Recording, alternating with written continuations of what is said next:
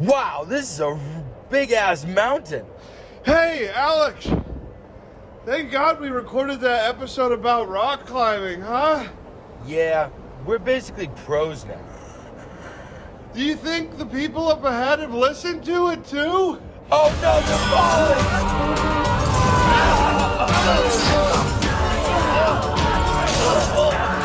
Oh God! My leg! Oh my God! What the hell? Oh. Hey there, pretty lady up front. Would you take your phone out and download the newest episode of the Doozy, please? It's a really, really great episode. Really funny episode. It's hilarious. If there's any time to do it now, just do it now, okay? I think the episode is funny and informative. It's about rock climbing. Okay. Here goes nothing. Hopefully this episode isn't extraordinarily long for absolutely no reason.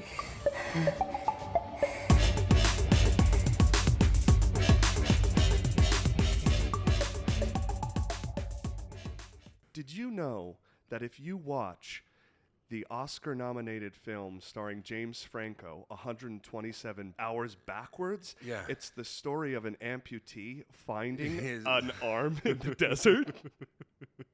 Yes, that makes sense. It makes sense to me. And that's the best story, I think. I think, you definitely need arms and hands to rock climb. And what an uplifting story if you watch it backwards. Exactly. And that just goes to show, for all you amputees out there, just keep looking. Welcome to the Doozy podcast. Your limbs are out there somewhere. They're out there somewhere. You just got to traverse the world, and you'll find your leg again, you know? Yeah. Yeah. Well, that's it. Welcome to the Mendy. Hey, hi. Well, you see, you got me thinking now. I got you thinking. Got me thinking. Yeah. Hey, well, today's not how to find your amputated leg in the limb. desert. But welcome to the Doozy podcast, yes, everybody. you guys are probably thinking, what the hell is going on? Why are they talking about that? Just like every episode. Should Kirk have even brought up that funny meme? Who knows? Exactly. You know, if you if you listen to our episodes backwards, they get better and better. From They go from dumpster fire. They go from dumpster fire because the further we go in, the worse it gets. So if you listen, it's a story about a really bad podcast that starts off great. Great. But the word doozy means something that is extraordinary or outstanding of its kind. And if you can't tell already, we are not that. But we want to be. And so this is the podcast that we are going to give you all the tools you need to become successful in life. How do I do this? How do I do that? How do I, traverse How this do I find mountain? my amputee? God damn it. Yeah. And the best part is we're going to learn how to be successful ourselves, but we are also teaching you how to be successful yourself. Makes sense to me. I'm Alex, looking for my limbs, Staub. And I'm Kirk.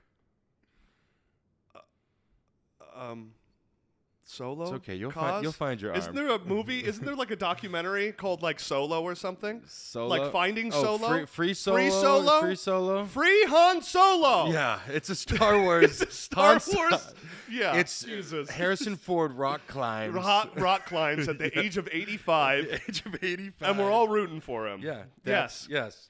Well, But what enough are we of going to that. talk about today? Well, I think it's pretty evident already. Yeah. We're talking about, the past week, we introduced a very fun episode, Dungeons and Dragons. Yes. And we've had a lot of guests on We've had a lot of recently, guests on recently, and the spring has sprung in New York City. And what's better than really getting active?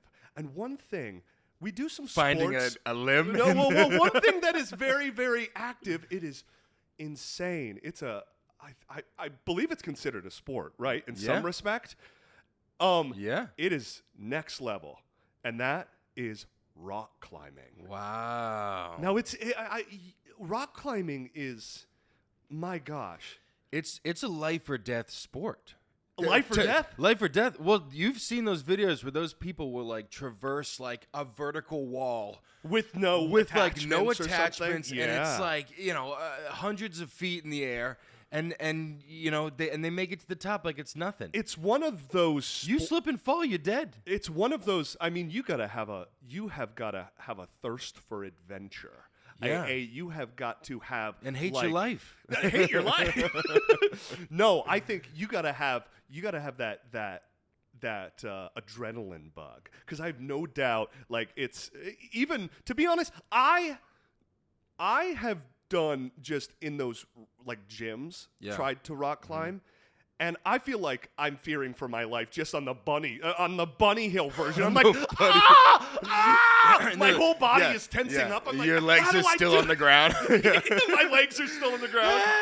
I'm like, how do I get my right up there? But it is like, we should film that downstairs where you're like, I can't do it, and you're still on the ground still. Well, this is an episode that, like, I mean, it takes years of practice and just not just practice, physically. You have to be. It's 100% shape of your life. Physically, yeah. You got to be able to carry yourself, hold yourself. Have you done rock climbing?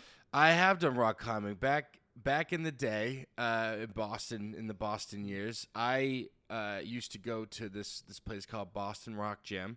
Yeah, so I used to boulder in this gym, and then there was like another big room where you could like do the harnesses. So I did all that, and I was like into it for a while. Well, I had a membership. That's incredible. Well, if there's anything that my forearms were just enormous. Ooh, the forearm strength. Yeah. Even yeah, like the tip of your finger, the strength that you have to have strength for that. I mean, if this intro is saying anything about our relationship to this topic, is we have no fucking idea the amount of times that I wanted to like be like, wait, what are we talking about? And that is why this is a very special episode, because we have a friend of the pod, and we have a very special expert to tell us what to do. He is so passionate about this craft and this sport. We have in the studio today, he is a longtime friend and fan of me, the theater, and the Chiefs, Kansas City Chiefs. He is currently residing in the United States capital for rock climbing. Freaking Colorado, specifically in Boulder. Ladies and gentlemen, please welcome to the studio via Zoom, Spencer Gochis. Hey, what's up, everybody? How's it going? So we're so live from Mount Everest right now. Live from Mount Everest. He had to crawl over about 20 dead bodies from Everest. Anyways, Spencer, we're so happy to have you here. We have done a few sports-related episodes in the past, but it is always so great to have somebody who does the sport actively and is very passionate about it and just is actively doing it in their lives every day or so. So why don't you just kind of introduce yourselves to our listeners and tell us a little bit about yourself. Why is rock climbing passionate to you? And maybe just why you are qualified to teach us. What is your passion about rock climbing and stuff? Well, yeah, absolutely. So my name's Spencer, and I started like really rock climbing in like 2019. And that's kind of when I really got started. I kind of touched it a little bit in like high school and stuff like that, but really didn't get into it until like 2019. So I've been climbing solidly for about 4 years now. And really what drew me to the activity was that, you know, I've always kind of been like I like moving around. I like doing things like, as you said, I did like musical theater, like singing, dancing, and doing all. I like being physical and using my body, but I never liked lifting weights. I always thought lifting weights was kind of repetitive and boring and stuff like that. But I found I had some friends who were into rock climbing, and I kind of got into it, and I realized that I was like, oh, this is a lot more interesting. It's a lot more involved. It's just, for me, it's just a really creative way to get fit. And just go and see just the most incredible stuff, like the mountains and rocks and stuff like that. So just like kind of a culmination. That's really awesome, because I think not only are you getting probably one of the best workouts of your entire life, you're also taking in some of the most beautiful nature and landscapes you could possibly. And I wanted to follow up on that. A few years ago, when I was visiting back home, you had this dream. You were like, I really want to move to Colorado, and it was like right on the horizon. What was the thing that kind of really was the push that because you've been in Colorado for how long? A little over a year. A little over a year. So what was the thing that you were like, I just have to do it? And was part of that probably the mountains. Probably you're not gonna go rock climbing in Idaho. Well, was it? Was one of the biggest reasons your love for rock climbing to move out there? Yeah, kind of. I mean, I've always kind of had a dream of living in Colorado. I grew up coming out here all the time because my uncle lived out here. Like initially I was like, I'm going to move to Denver and do theater and then just be in the mountains. But then that slowly transitioned to I'm going to go out to Colorado and start climbing. And really the main linchpin of me like actually moving here was my uncle being like, yo, come live with me. And I'm like, great, that's cheap. Let's go. Hell yeah. Oh, if you can swing a family member kind of helping you get started, that's the best. Spencer, I'm seeing it now. Rock climbing the musical. Rock climbing the musical, starring Spencer Gochis. Right. He is the real. Just on the side of the cliff, just singing. Let's do it. Yeah. And you know who will get to direct it? Everybody who did Spider-Man: Turn Off the Dark. Yeah. Yeah, with all the trapezes and stuff. But we'll rehearse the hell out of that. Yeah. I have a question here, Spencer. What's like the most dangerous moment have you ever been rock climbing and you were like, oh shit, this is a dangerous moment here. Have you ever been rock climbing and you like questioned your, faith in rock climbing at a certain point? And also, did this happen this week? So yes, actually, to answer this question, this happened. Yes, I have had a moment like that, and it did happen last Sunday, so almost a week ago. Yeah. You're so funny. You're just like you're halfway up the mountain, and you're just like you have this sobering moment where you're like, "What the fuck am I doing? What am I doing? Why do I like this? Hell! Wait." Last Sunday, I did and I'll get into this. And I'll explain this.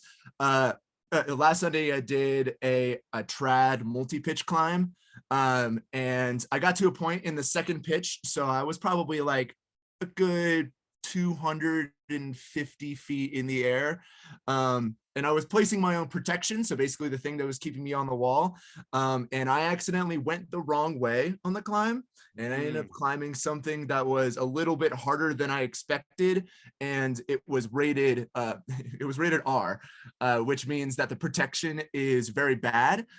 So I ended up climbing about 30-ish feet above my last protection. So if I ended up falling then, I would have fallen, like how the math works is like if you place something here and you climb 30 feet up, right? If you fall, you're going to fall that distance and then double that distance. Oh, that's how. So, I got to a position where I was like, if I fall right now, I'm going to fall at least 60 feet.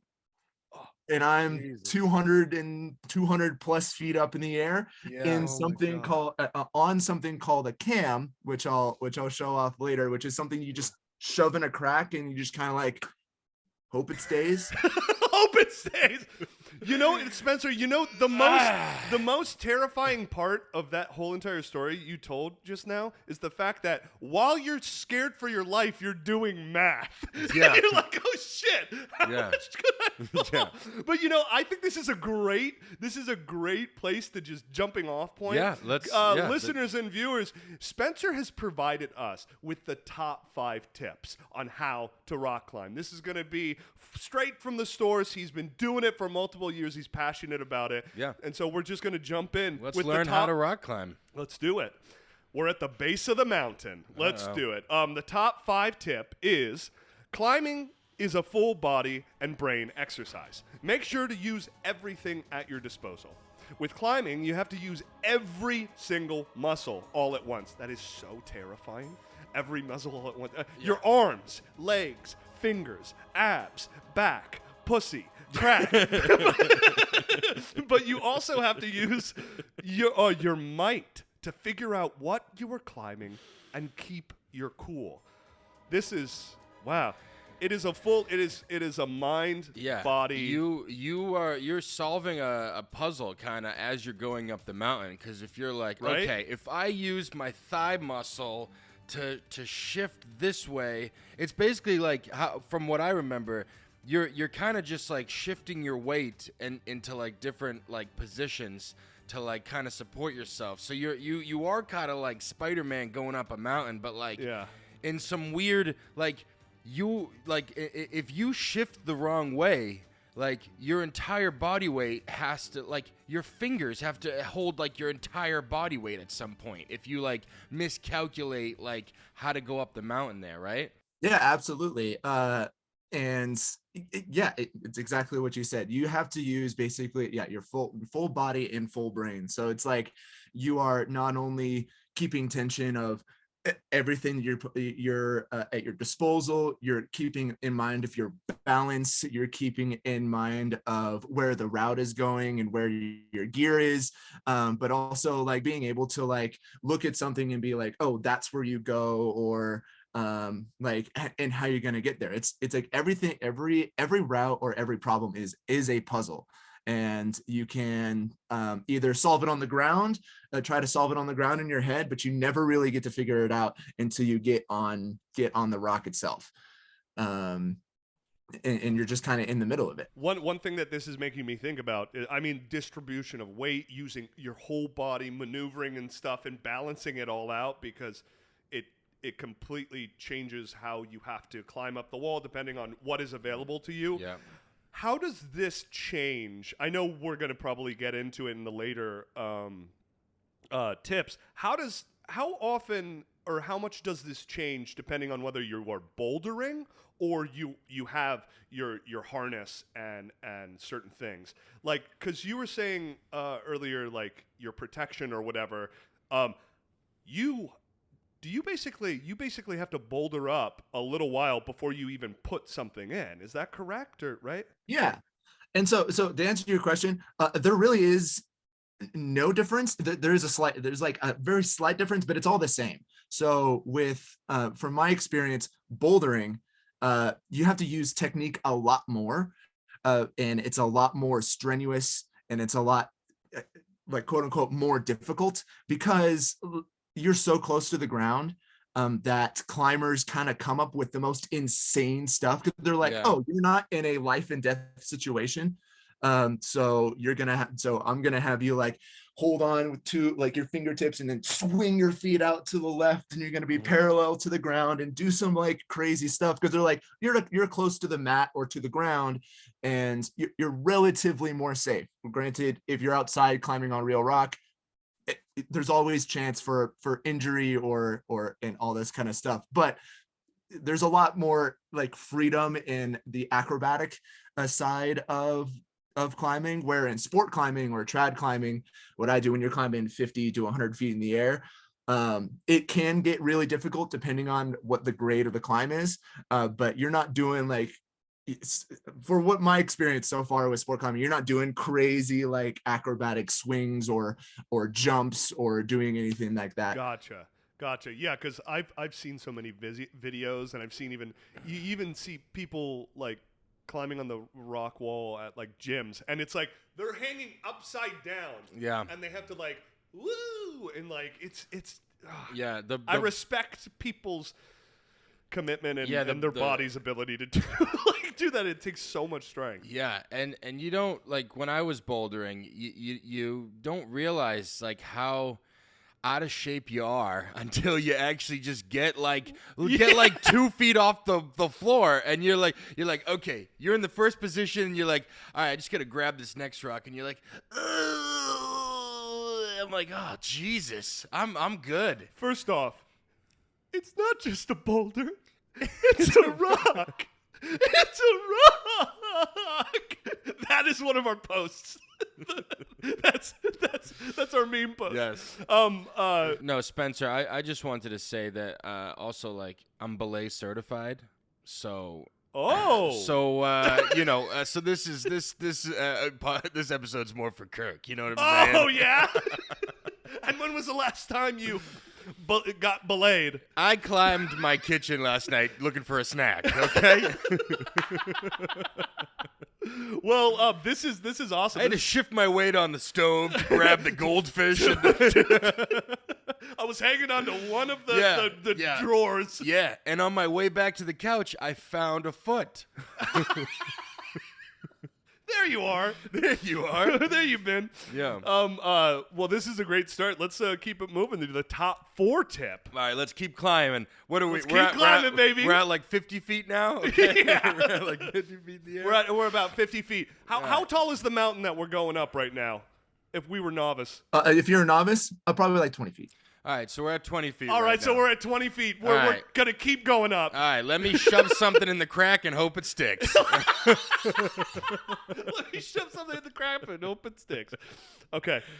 What did you say? Yeah, baby steps. 20 feet. Well, maybe we'll get a steps, little okay. bit higher. Baby steps. All right, 20 feet. Okay. Number 4, everyone. Learn how to read the rock climbing wall. Okay. It's like hieroglyphics. You It's know? like Braille. Yeah, Braille. It's like sign language. This rock is hitting on me. What did this rock say to me? Fuck you! Yes, Braille is just little rocks. Okay, so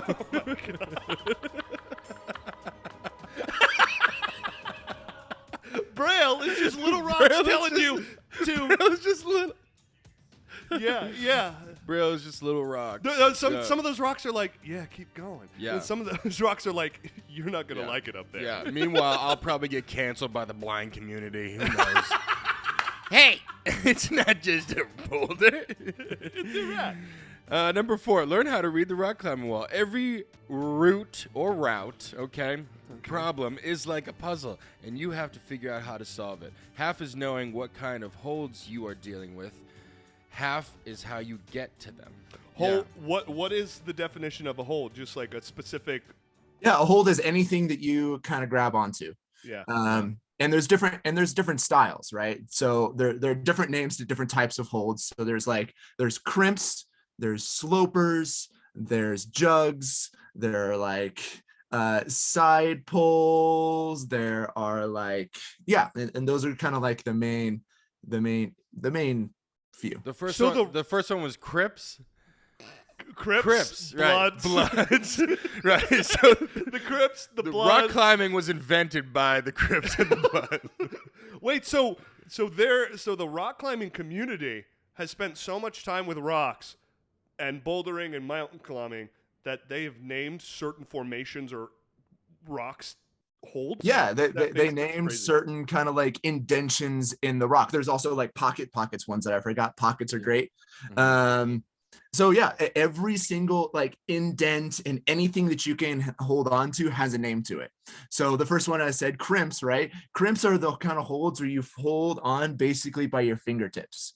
It's this. It's wow. a hold.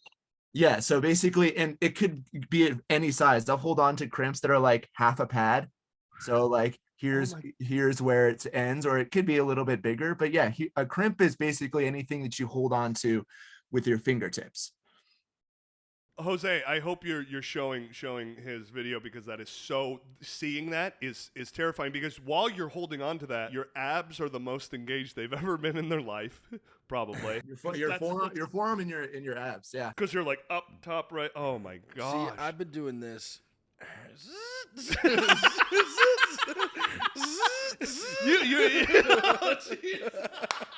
So that's a crimp.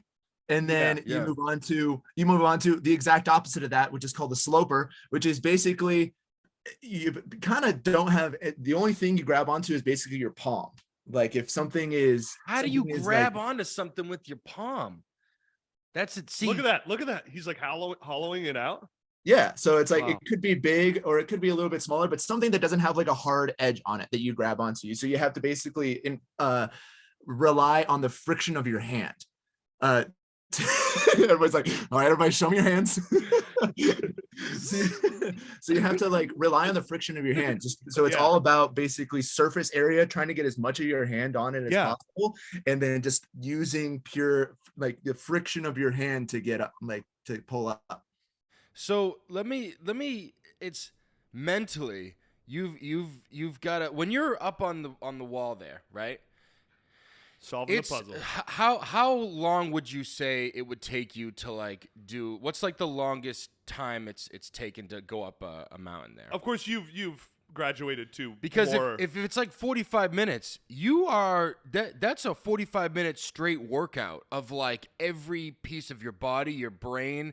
You have to, and when it's like solving a puzzle, you on your way up, don't you have to like shift your body to where like you kind of have to like take a break and like rest? You say it's a continuous workout, and it kind of is, kind of isn't, because once you kind of get used to it and you start climbing more, you'll find natural rest positions, which is basically like, if you're, and it all depends on, and I was going to get into this next about the grade of your climb, how difficult the climb is.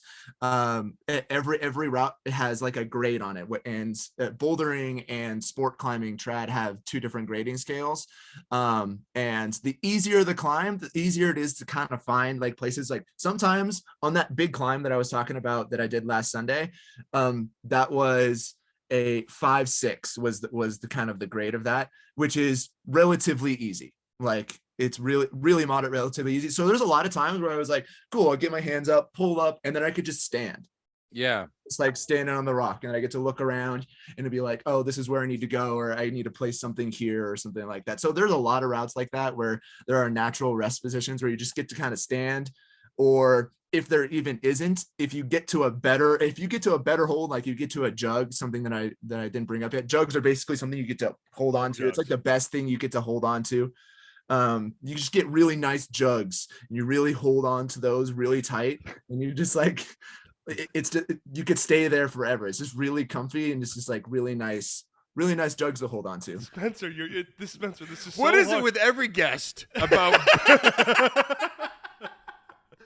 bringing up breasts? No, he's talking about jugs. And there you I could, go. You could just stay there forever. You know. Guys, I'm talking about rocks.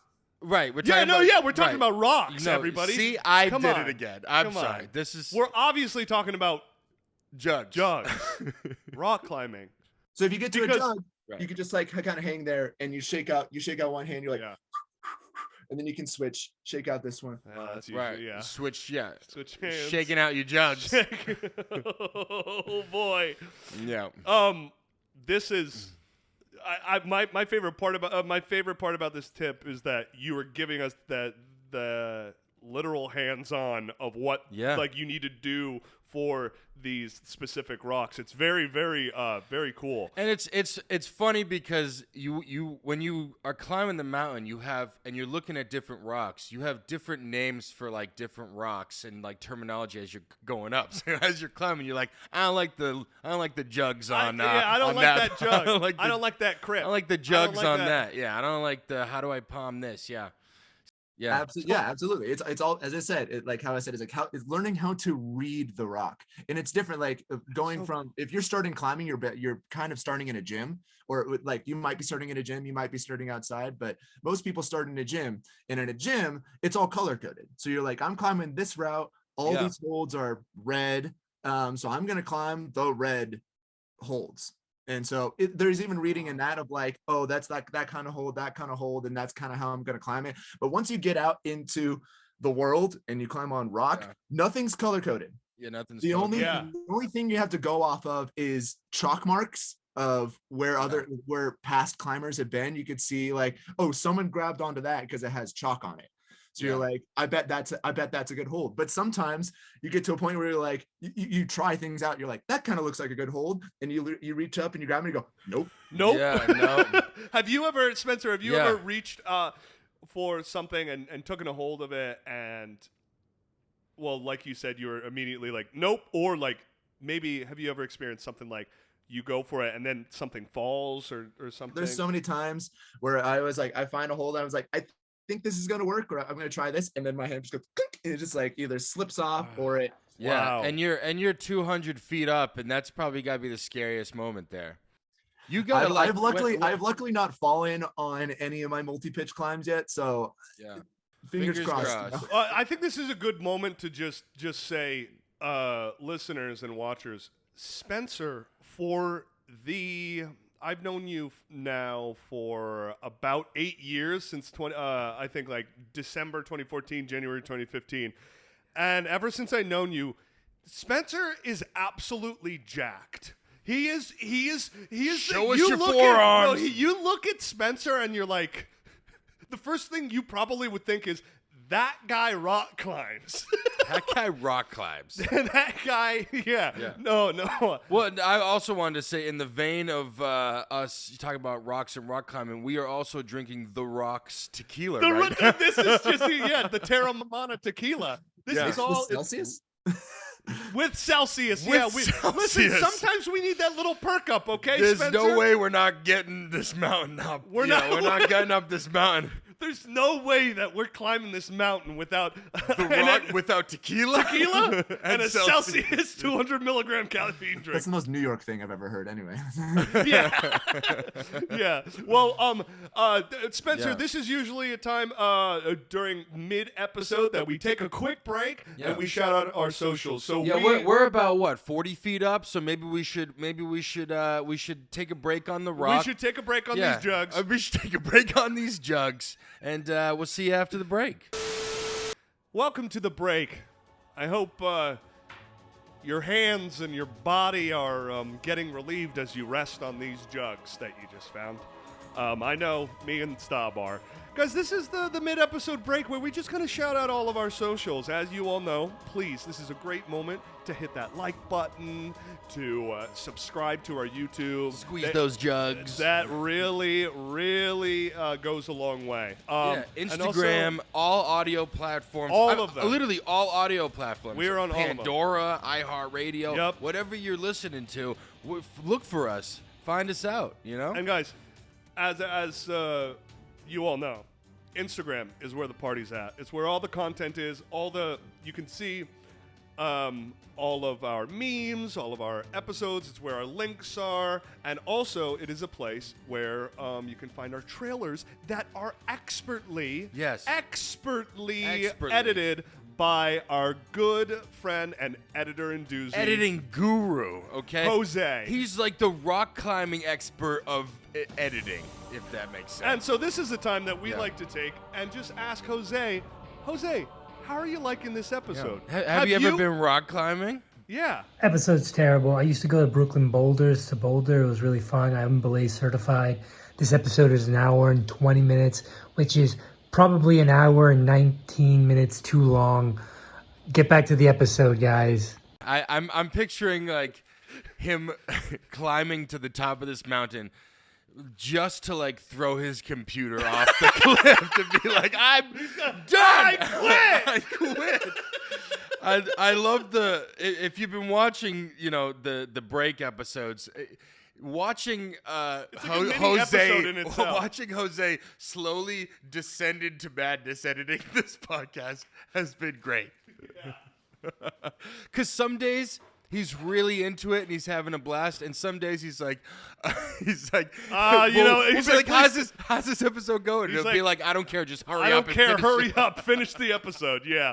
But anyways, guys, I think I've rested enough. It's time to go to get back to. I'm still holding on, dude. I'm still palming it, dude. Keep going. So let's get back to it. We are gonna hurry this up. We're gonna get back to it. We will get to the top of that mountain. We'll see at the top. We'll see you at the top. And we're back, guys. I've been shoving stuff in cracks and hoping that it holds for my whole life. I just didn't know it was a rock climbing term.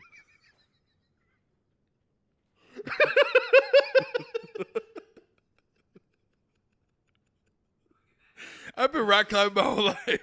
I've been a rock climber my whole life. Yeah.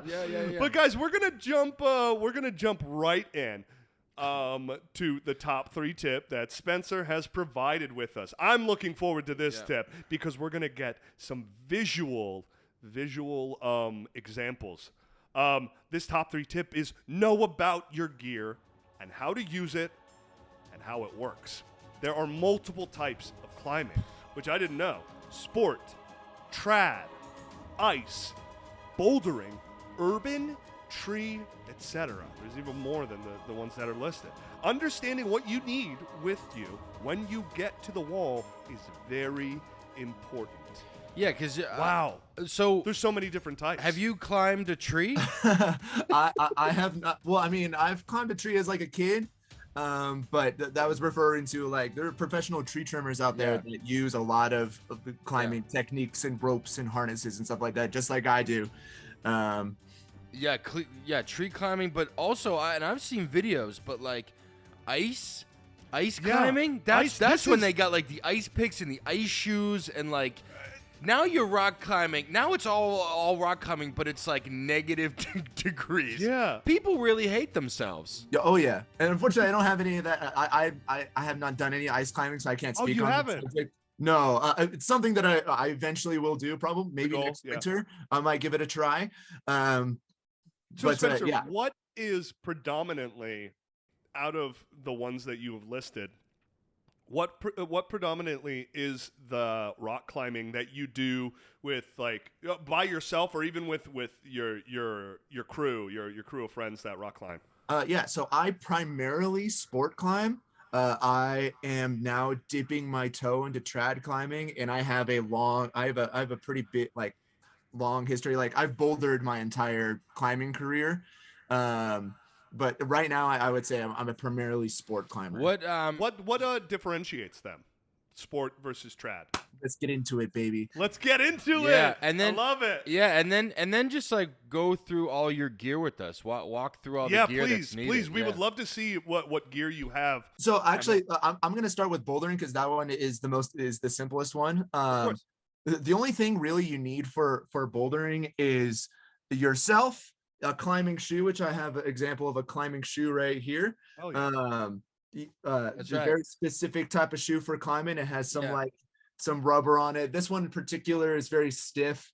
Some nice thick rubber on it. It's mostly for like crack climbing and stuff like that. But these are you need shoes. You need chalk, which I have a nice chalk bag right here. I always have to have your chalk with you. Yeah. Chalk is very important. I know there's some people who don't climb with chalk, but those people are crazy. Your hands get sweaty while you climb. So so applying chalk to your hands basically dries out your hands and allows you to stick to the rock a little bit harder. Kirk would have to cover his body in chalk. Just dive right in. I can chalk that. Spencer knows how much I profusely sweat just from theater. He sweats so much. Like, he's on the rocks, he's just squirting out. And then a bouldering pad, which is basically this big mattress-sized pad that you bring with you that you lay on the ground as your protection. So that's kind of all you really need for bouldering. Oh, for a second I was like, you're climbing with a mattress on your back? These guys are insane. Yeah, I mean, you are kind of climbing a little bit with that on your back. Sometimes the trails to the climbs are a little bit difficult. So you're just going along the trail with your big mattress on your back. Yeah. That's awesome. And I imagine like the higher up you go, that mattress looks like a little less safe as you go up. The mattress gets smaller and smaller, and you're like, I gotta jump on that. I gotta fall on that. I'd say most boulders, you're not going more than like 15, 20 feet. There are boulders out there called highball boulders that you go about up to 35 feet, which is insane. Gotcha. So it's starting to click in that kind of the trajectory of difficulty with the climbing is also with, bouldering is what you said, 15 to 20, sometimes even 30 feet. Yeah. What would be the next step up? The sport climbing? And so that would be sport climbing, and that's what I normally do. So sport climbing is basically when the rope, the harness, and the real like the gear kind of comes into play. Because a sport climb can be as long as you want, or it depends on how long your rope is. I have a 70-meter rope, which is around like 230 feet. So I could climb like 100-foot route and be fine. Which I've done before, which is fun. But sport climbing is so you basically walk up to, so I'm not walking up to any rock and being like, I'm just going to climb this. There are preset routes that people have climbed and set that they either post on a website called Mountain Project or they publish in books.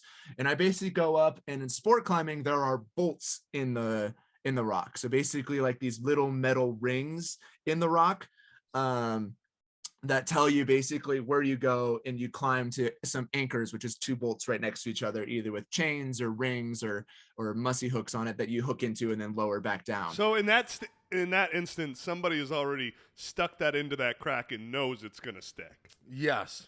It's not in a crack. They literally they drill it. They literally bolt it into the rock. Yeah. So it's like.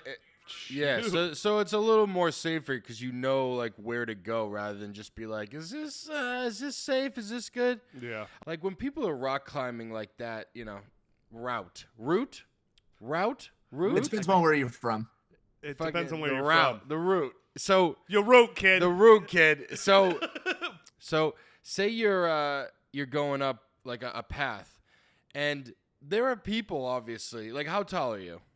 I'm 5'10". Like, is it harder to rock climb with people that are like shorter with you or like taller than you? Because like they're like, just grab this rock, and you're like, I can't, and then you gotta like find your own way up. You got to figure it out, right? Like every route, it's a specific route. I mean, but every route there's a variation depending on what your strengths are, how tall you are, but that doesn't really mean just because you're a shorter climber doesn't mean you're a weaker climber. Like no, I didn't mean it like that. I meant like they can't.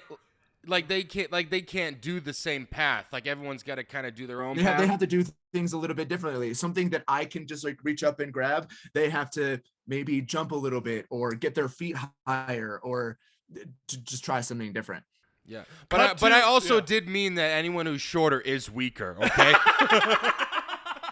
No, canceled. I got canceled by the blind. I got canceled by the short people. Cut to a year from now, where we find ourselves in Boulder, Colorado. Where Spencer's like, yeah, come rock climbing with me. We're at the mountain. And he's like, figure it out, or I'm not giving you a ride back. Kirk's covered in chalk. I'm covered in chalk. I have a mattress on my back. Covered in chalk. Are we bouldering yet? I'm wearing a fucking thong. So this is the other thing. It's not like you can just get out of your car and there's the mountain too, right? Sometimes you have to like walk like a mile through the woods or something like that. Yeah, sometimes there are what's called approach trails, which is basically a trail but not as good. Right. So on your way to rock climb, you'll get eaten by a mountain lion. Hey, it's more of a workout to get to the climb than it is to actually climb the thing. Yeah. Hiking. Well, we already know how to hike. We did a hiking episode. We did a hiking episode, and that was exhausting. Well, yeah, Spencer, keep do going. you? Oh wait, yeah, you got any more gear? Show us more that gear. You can show us? Yes, yeah. yes. For sport climbing, you'll find bolts in the rock, and then you climb and you place these. These are called quick draws, which is basically 2 carabiners attached by this little strap here, and basically you go up, you clip this into the bolt, and then you clip your rope into this, and this is your protection. So if you end up falling, this will catch you and this will hold your rope, no problem.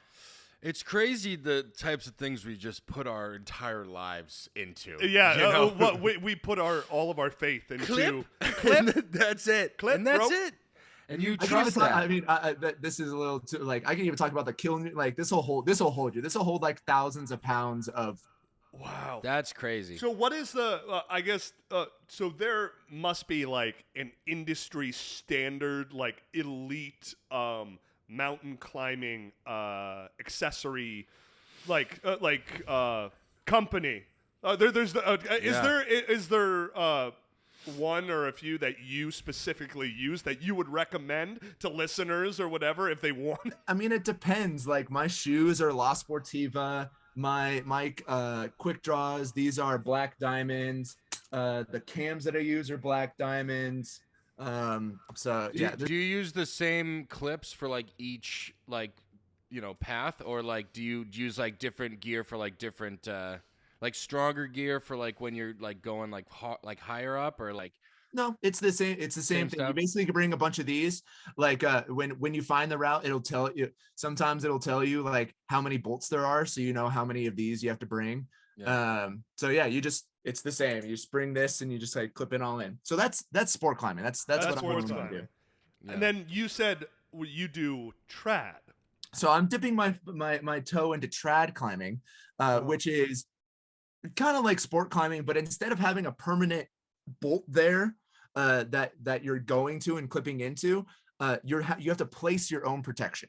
So it's really up to you on when you place things. And there are two different things that you place along the way. You place either a cam or a nut. So I'll show you off a cam. So this is a cam.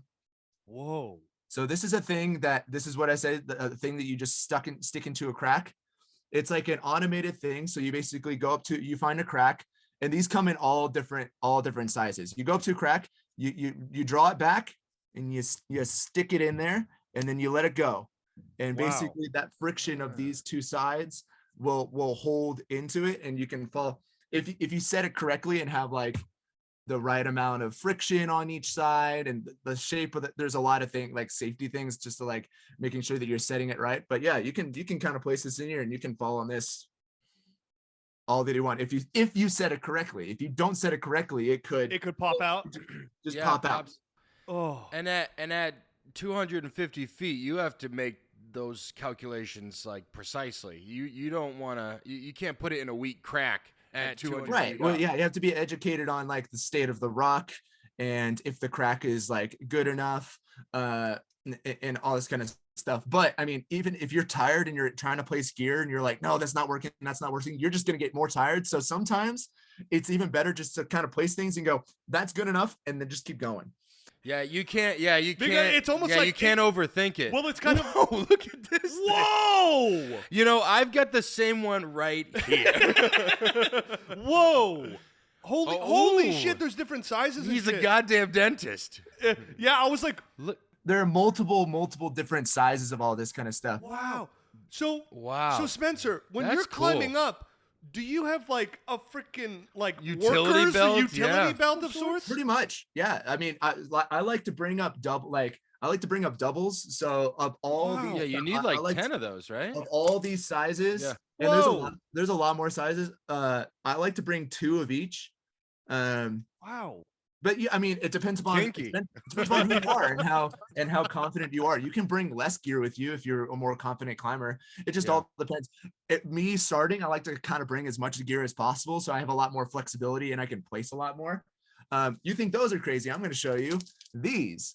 Whoa. These are what's called nuts. So, and you can only place these in very specific places. So it kind of looks like this. Where in a cam, if you have like any type of crack, you can kind of stick it in there. It's an active, it's kind of like an active protection. So there's like a mechanic to it that'll hold you into place. This, you place these, if you find a nice kind of V shape in the rock, if the rock kind of goes like this, you can place these in it. And basically, if you find a V, you can just like slip it in and it will just like hold you like this, basically. And that's what you fall on. Wow. To anyone that like, you know, does this and wants to like, you know, buy like extra gear and whatever, where did you buy that? Like Amazon, or like did you go to I know that place like REI. You can get these at REI. There's a store in Boulder called Neptune that has a lot of climbing gear. There are Black Diamond stores, there are Patagonia stores, there's a lot. If you go to not any outdoor outfitter, but if you go to, there's a lot of outdoor stores that sell a lot of climbing gear. But yeah, REI is probably your best bet. Wow. They have a lot of climbing Spencer, gear. I want to take a minute and say thank you for being one of the most like prepared guests for like visual like examples, because it's so engaging and awesome to be like, whoa, what the hell is that? And to have it be explained and how this is like so cool and helpful. I really bravo, thank you. What's your favorite piece of equipment that you use? My favorite piece of equipment that I use? What's like to you, like when you're climbing, I gotta have this one thing, my most trusty tool. It's got to be my I love my quick draws, since I do mostly sport climbing. I would say I have a favorite color of cam. Like every cam has a different color that kind of signifies the size of it. These are really cool. This is called a totem.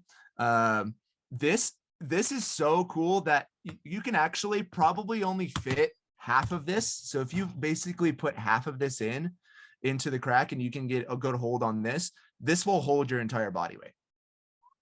That's crazy. Only half of it. You want to be able to fit all of it, obviously, but if you're in a rush and you're getting tired and you need to keep going, you can stick half of this into a crack, and that will hold you. Wow. That is incredible. Now, how much does someone have to weigh where like it wouldn't hold them? One of these is really, really cool. This is one of my favorites for sure. Yeah. Oh, very cool. Yeah. Very cool. Well, what do you say we keep let's trucking move along? on. We're making our way to the top, everybody. Number 2, everyone. So what are we at? Like 60 feet now? You know what? You're doing so well. I'm going to bump you up to 80. Hey! Oh, yeah. I'm all the way. When do I find somebody pass me the chalk? When do I find my arm? Am I there? Yeah. Could somebody just kind of like toss some chalk on me from above? It would be nice to rock climb it with limbs, though, right? But have you ever seen someone rock climb without limbs? Shut the fuck up. Without limbs? I've seen paraclimbing. Paraclimbing. Really? Yeah, Holy shit. Yeah, there are people that have like no like arms or limbs or whatever, and they rock climb, right? Yeah. That's pretty cool. That's crazy. That's crazy. That's awesome. Huh? I think we just blew Kirk's mind. No, I'm like, oh. Yeah. Paraclimbing is a thing. I have a friend who works with the paraclimbers for USA Climbing. Wow. That's crazy.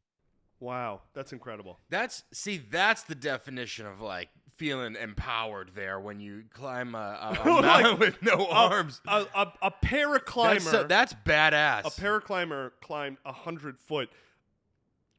100 foot mountain, and I can't even do my taxes without TurboTax. Right. It's like, you want to hear something crazy?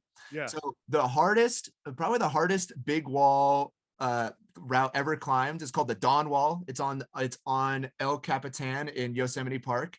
It's about 3,000 feet of sheer, just like blank rock. Yeah. That somebody climbed. His name is Tommy Caldwell. He's one of the most famous climbers in the world.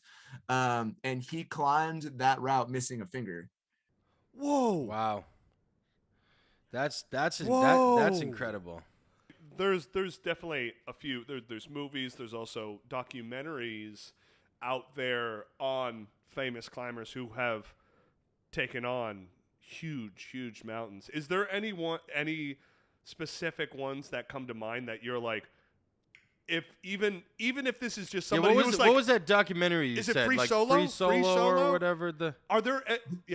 Free Solo is actually really influential into me because I watched Free Solo and literally the next day got to go and look at El Capitan, like the thing that he climbed. The next day, crazy. And that kind of it didn't inspire me to free solo because that's absolutely insane. I do not recommend anybody free solo. Only, I think there's a big misconception of climbers because Free Solo was such a huge movie. It's the biggest climbing movie ever. It won an Oscar.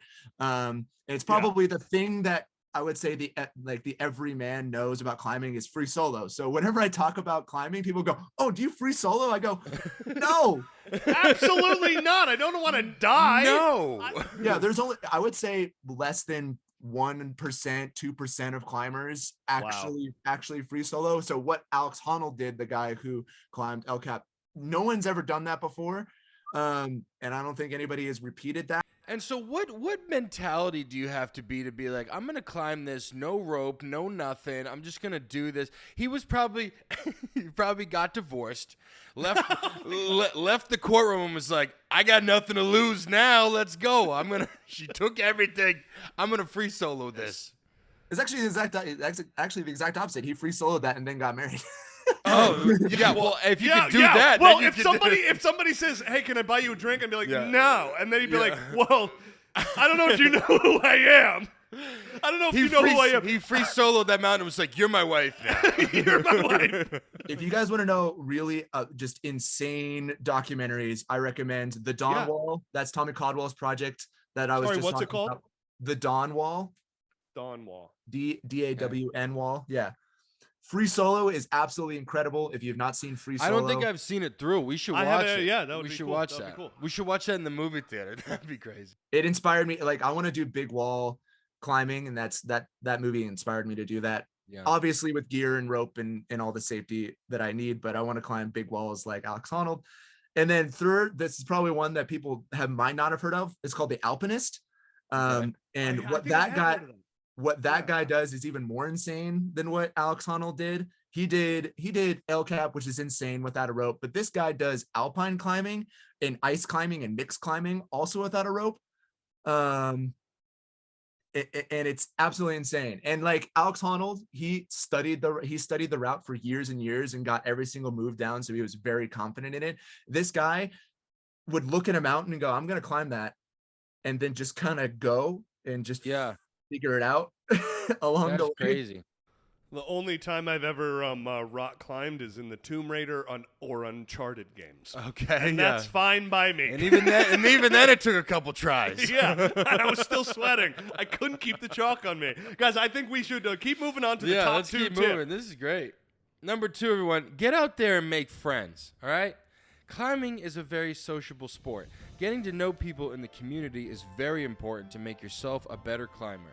Having people watch you climb can give you pointers to get better. Also, some climbing you can't do alone. You can't do alone some climbing. So let me ask have you like just gone to a mountain by yourself and then just like the mountain's just packed that day and you just like become friends with everybody? Is that like? Oh yeah, 100%. It happens pretty much everywhere I go. That's awesome. Climbers, I gotta say, is one of the best communities out there. I say that because I'm in it, but I've never met the most. They're so welcoming, they're so friendly. Everybody is just there and share the same passion, and everybody just wants to talk about climbing and just get to know each other. Everyone's looking for more people to climb with, because the more people you know, the more opportunities you have to get out there. Because as I said, a lot of climbing, unless you're free soloing, you have to have somebody with you, because somebody, like Alex brought up earlier, has to belay you, right? You know how to belay? Right, yeah, but that's what I said earlier. So being belay certified means like you need... Well, what does that mean? That means Alex and I are best friends. Yeah, let's go. I'll be your anchor. No, it's basically when you're climbing the mountain and you got the rope, there's someone at the bottom feeding you the rope, and also when you feed the rope, then and when you feed the rope, you like like when say you move to the next, you take another like leap up, then like I'll feed you the rope and then I'll lock it in. So like if you were to fall or like miss a thing, he wouldn't fall from that point. And so he could swing out and swing in and then go and then do it again, and then I would feed him a rope and then I would lock it in. So that's more safe, to be with someone like that. Whereas like when you're clipping on to like the clips and like that clip is your belay person, right? So not necessarily. Okay. So there's what do I know? Okay, what do I know? for sport climbing, there's two different type. Even within sport climbing, there's two kind of different types. You can either be a leader or a follower. In a leader, you basically lead climb. So I like lead climbing. So I'm the one climbing, and there's no rope holding me above. I'm bringing the rope with me and clipping in the rope along the way. Yeah. So if I climb, for example, as I said, like if I was above my last piece of protection, that story I told earlier, I would fall double that length. So as you're leading, you basically clip into this, and then you keep climbing. And then if you fall above this and haven't had a chance to like clip in, you will fall like double that onto this. Yeah. You still need a belayer, somebody with one of these, an ATC or a Grigri, and they hold you in place. If you're following, that means you're top roping, which means there's a rope attached to you going upwards. So if you fall, you're still gonna have a belayer catch you, but you don't go anywhere. You don't fall any distance at all. The rope holds you up. Yeah, that's cool. I remember actually one time I learned how to, I don't know if this is like rock climbing. I think it is, but like I was in Mexico and we were doing like rock climbing and stuff, and I learned how to like rappel down myself. Yeah.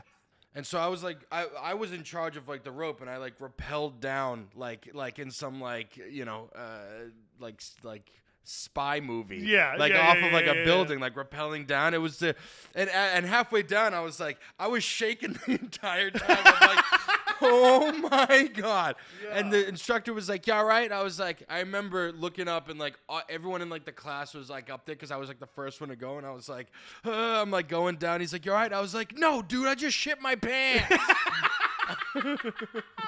So yeah, as I said, like unless you're free soloing or you can boulder by yourself, but that's something I also don't recommend because there's a lot of times having spotters while you boulder is really nice to keep you on the pad because sometimes the route you can kind of like climb past your pads and you can fall on the ground. Now this is what you just said brings up a question in my mind. You rarely, if ever, go rock climbing alone. It's always with people. Is that with people for the most part? Yeah. I would say 100% of the time. Yeah. Well, I mean, one of the things that has been so cool from afar, being in New York and seeing you just post on your story or on your Instagram feed, is just seeing the community that you have found. Just by like you kind of, it wasn't like totally on a whim that you moved there. There was a situation that worked out, but it's so cool. And it's a testament to this community that you were able to find, like, I guess the way that I like a pack, you're 100%. That's so cool. When you get, I got two questions. When you get to the top of the mountain, right?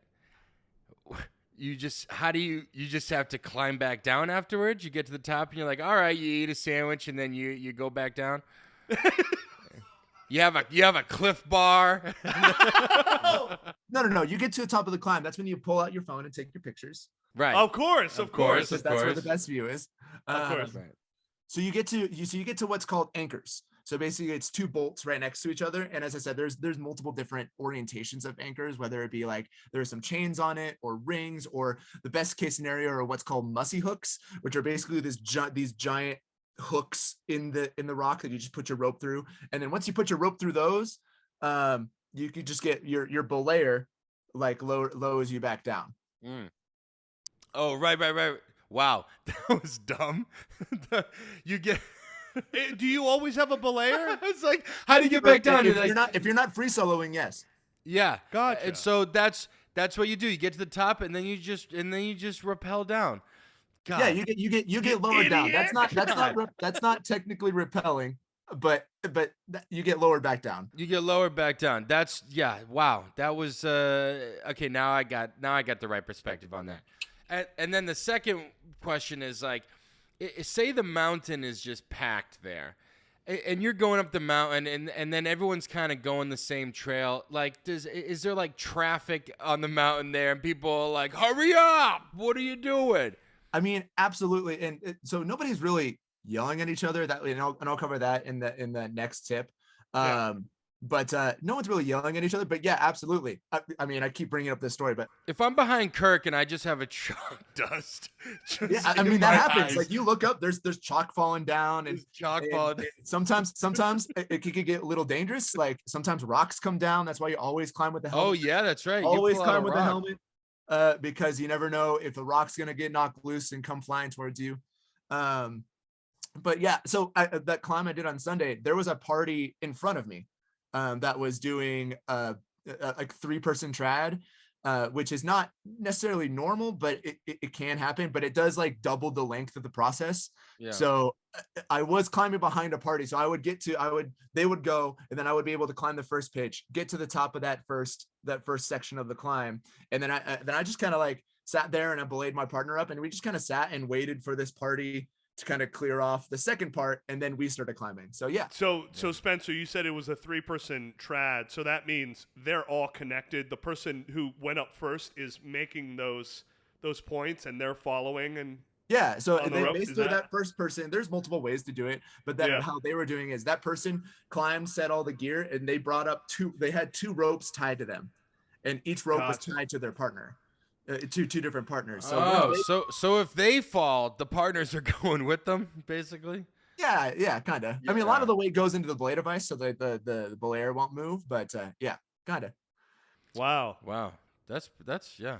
Yeah, make friends, and also like I just want to point out like making friends and watching other people climb can make you such a better climber, because watching, as I said earlier, like whether you're tall, short, or depending on how you're built, you can watch somebody climb and learn something new. Like, I don't know how to do this move, and you can watch somebody do it and you're like, oh, that's how you do it, and you can follow. So like you can really or like it's a matter, people can definitely see things from different angles too. So you might be up on the mountain and like your belayer there, partner, might be like, oh, put your foot in like that hold over there. And then you'll be like, oh yeah, I didn't even see that. So sometimes, holds are blocked by other rocks. That's so cool. So you're just like, yeah.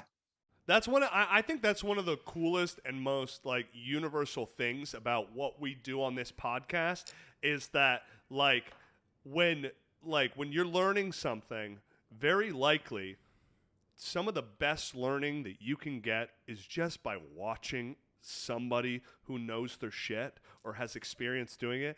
You can experience that with stand-up. You watch enough stand-ups that you respect, you get it. For me, acting, my push-ups, my creative push-ups are watching certain performances or going and seeing live theater or this or that. Like, it's at rock climbing.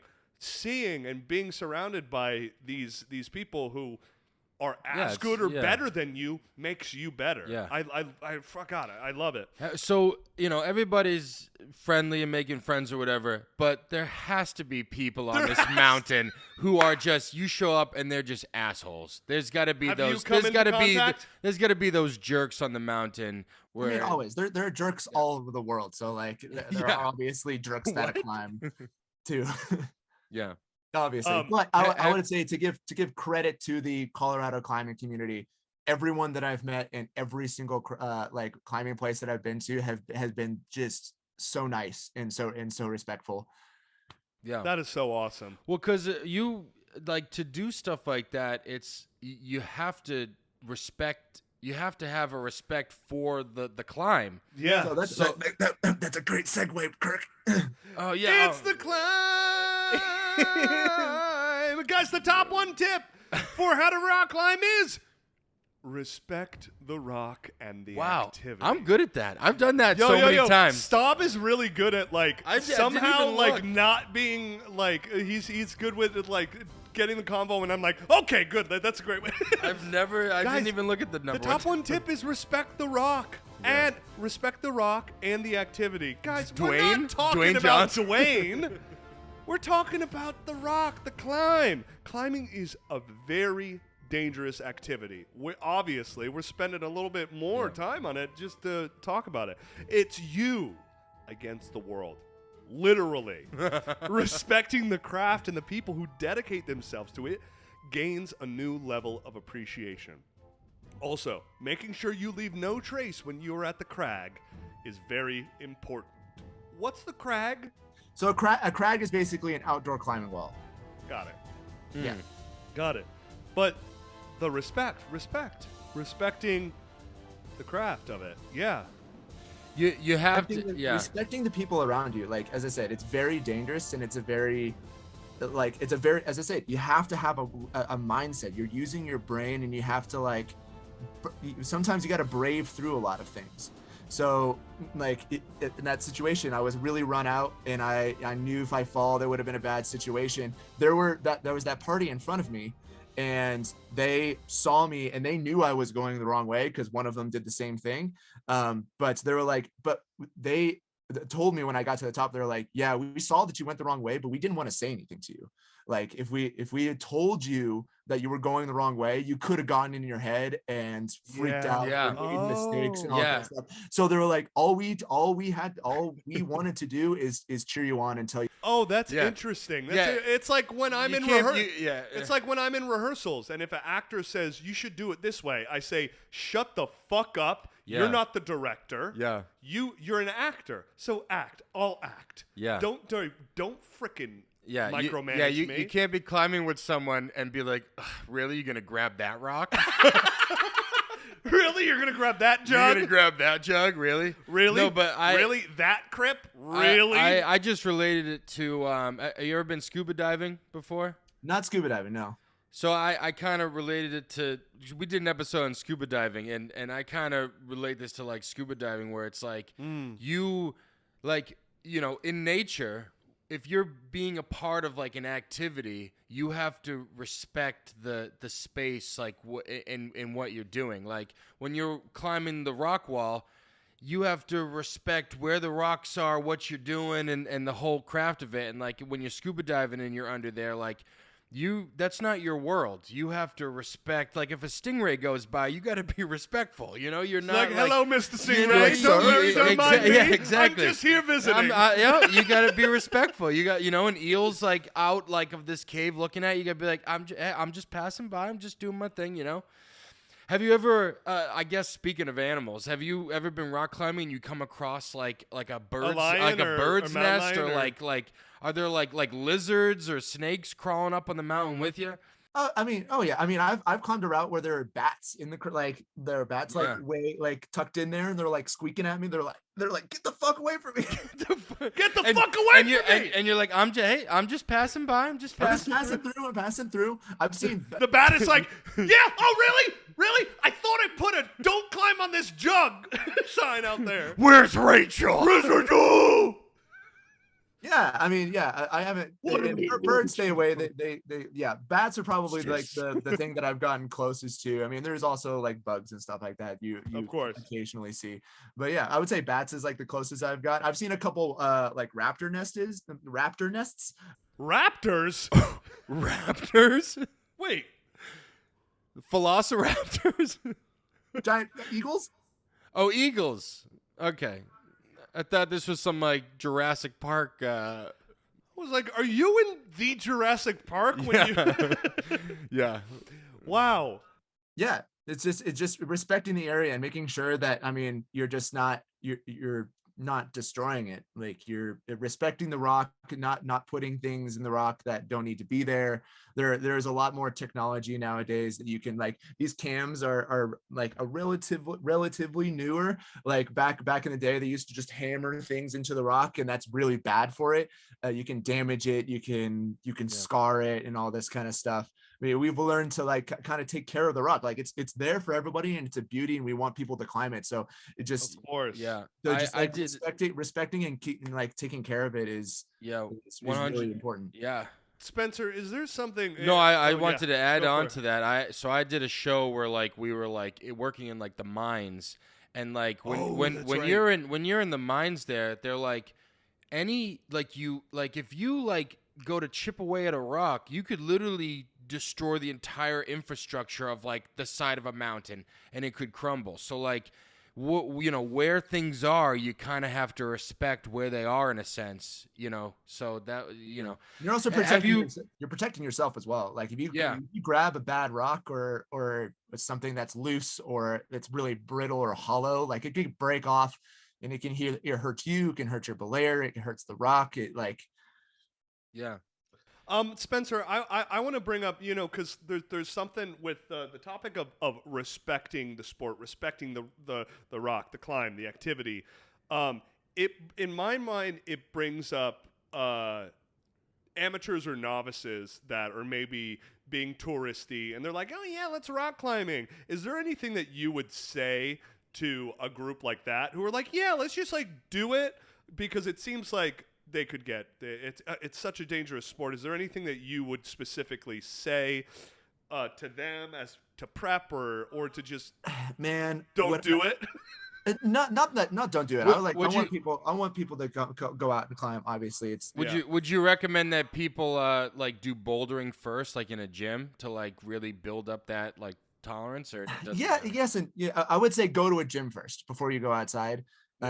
Really learn what you're doing, and making sure that you feel as comfortable as possible before you get on some real rock. You should be able to do a pull-up at least, right?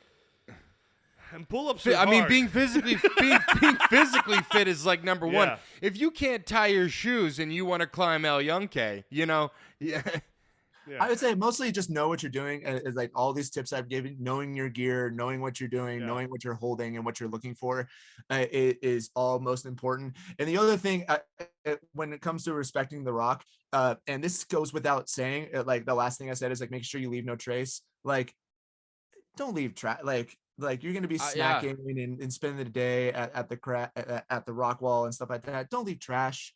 Don't do Yeah. like I and was like gonna just say making it- sure that yeah. you It- leave no trace that you're there. Like you want to come in, climb. The only thing you should leave behind is a little bit of chalk on the wall.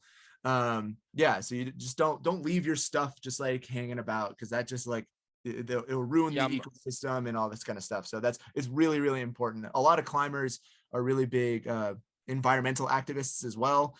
So it's just all in the same, right? Take care of the Yeah. world and the world takes care of you. Amen. I was gonna ask you if you've been climbing, and then it must be frustrating to like as you're climbing up, see a bunch of trash and like a crack or something, and you. So that I'm glad you touched. I mean, I haven't. I personally have not seen that. I have seen some gear that has been placed a little too well, so it's just there forever. Yeah. Oh, wow. Yeah, there you go. which is great for climbing, because you're like, cool, that's not going to move, so I'm just going to clip into that. well, Spencer, I think we have really, really knocked this one out of the park. Yeah, I've learned this is great. so much. I just We're wanna, at the top. We're at the top. We reached the top of the mountain. You guys Take are your 150 pictures. feet in the air. Take a view of the mountains and everything around you. Take some selfies, and then just make sure you don't drop your phone, because you're not going to get that. Yeah, back. yeah. Take that. Oh, I thought I covered it in chalk. Well, Spencer, before we close out this episode, is there any parting words that you would like to give our listeners and viewers on the topic of rock climbing? Yeah, sure. If you're interested in rock climbing, go find your local gym, go support them. And as I said, it's a very sociable community. Go find a friend, go find somebody to climb with, and also be kind to yourself. Climbing is really hard and really difficult, and it's a lot of new things that a lot of people have never done before. Like if you think you're in shape and you're like, I lift a lot of weights, or I run long distances, climbing is completely different. So making sure that you're nice to yourself while you climb, and it's all about the puzzle. It's all about what trying to figure out how to get from point A to point B. So if you can't figure it out on your first go, be patient with yourself, be kind to yourself, and I promise you that you'll figure it out eventually. Oh, Beautiful. beautiful. Well Beautiful. put. Well, Hey. ladies and gentlemen, thank Yeah. you so much for watching the Men of Doozy podcast. Yeah. Please comment what your favorite tip was, or your favorite moment of this episode. And please, if you have a tip on how to rock climb, or if you have any stories about rock climbing, please send us it our way. Yeah, share this with your friends. We're on all the social medias, as we said during the break. And I want to get out and rock climb. I here, do. You know? And lastly, guys, if there is something that you want to learn about and have us teach you while we also learn about it, let us know. If you want to be a guest on the episode and you're an expert on a certain topic and want to teach us so we can teach everybody else, please, we welcome any and all experts on topics. Let's do it. Makes sense to me, Makes guys. sense to me. I'm gonna go grab some drugs. Yes, and lastly, Spencer, why don't you tell our listeners and viewers, if you feel comfortable, where they can find you and your journey with rock climbing?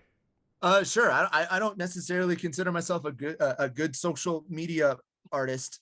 No problem. But if you want to follow what I'm doing, my Instagram is s.gochis, my last name, Gochis. I post pictures occasionally on what I'm climbing and what I'm doing. So if you like to follow along, go ahead and go there. Amazing. Your last name is Gotcha? No, Gochis. Oh, Gotchas? Oh, gotcha. You know what? That's what when every mountain you conquer, that's what you should say at the end. Be Gotchas. like, gotchas. Gotchas. All right, without further ado, I'm going to hang on to this jug. Okay, and bye. This grip, and then, somebody pass the chalk. Oh, my God. Hey, I found a foot.